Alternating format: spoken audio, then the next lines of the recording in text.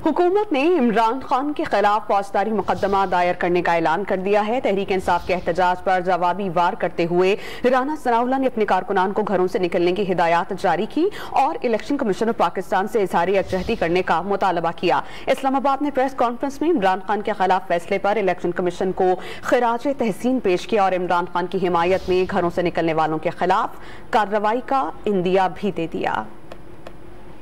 Election commission ने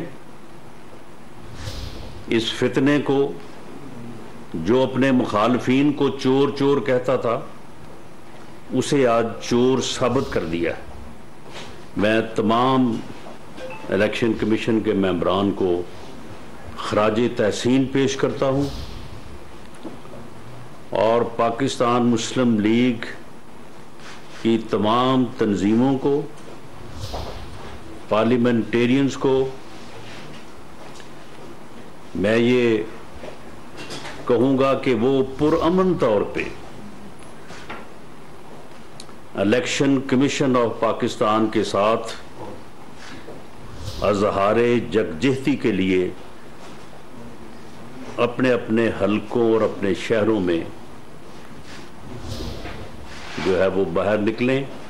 इस चोर के खिलाफ मुकदमा दर्ज होगा, फौजदारी।